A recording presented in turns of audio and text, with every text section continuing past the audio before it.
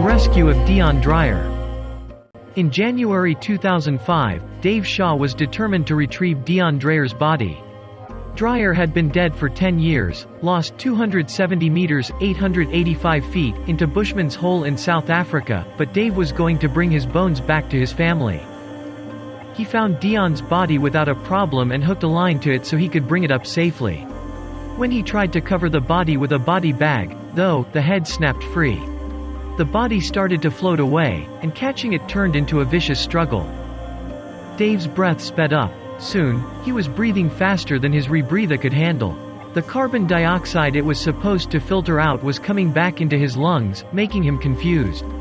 His efforts to get Deon into the bag were getting wild and careless, and he was staying at it for too long. After 5 minutes, Dave gave up and started swimming up, but his light got snagged on the cave line heat attached to Deon's body. Dave tried to get free, but Deon's body was dragging him down. He panicked, his breath faster than ever. Dave was choking on his own exhalations. Dave passed out and died under the water, next to the body he'd tried to save. The Nutty Putty cave collapse.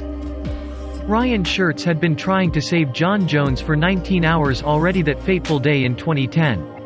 Jon had gotten himself trapped headfirst and upside down in a narrow passageway in Utah's Nutty Putty cave, and Ryan and his team were doing everything they could to get him out. While his men built a pulley system meant to yank Jon out, Ryan stayed with him, talking to keep him calm. "I'm sorry I'm so fat," Jon said. "It would be so much easier for you guys to get me out of here if I wasn't so fat." Ryan promised that he'd be his workout buddy when they got out. For now, the pulley was in place, and they were going to start pulling. Jon needed to get ready. When they yanked him up, Jon shrieked in pain. They gave him a break, Ryan talked him through it, and they pulled again. This time, though, things got worse. A natural arch through which the rope was fed shattered, and the rope broke. A metal carabiner fell and hit Ryan in the face, causing him to bite his tongue in half. Jon fell back down the hole. Ryan had to get out. While blood dribbled out of his mouth, he promised Jon that he'd be back for him. Ryan's team helped him escape the collapsing cave, and Ryan's father went in to take over for him. "We're going to get you out," he told the man trapped inside. But Jon was already unconscious. He would never wake up again.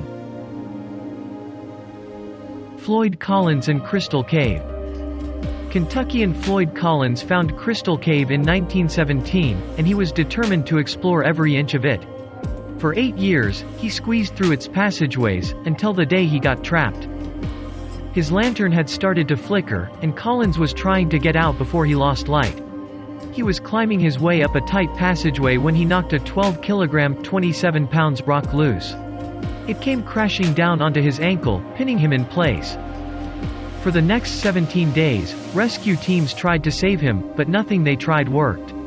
In time, they brought in miners to dig a shaft to him, believing the only hope was to make a new way out. While he waited, Collins was becoming a celebrity. Tourists from all around were coming to see his rescue, with hucksters setting up booths to sell food, drinks, and souvenirs. The mine shaft took too long. On his 18th day in the cave, Collins succumbed to hypothermia, thirst, and hunger.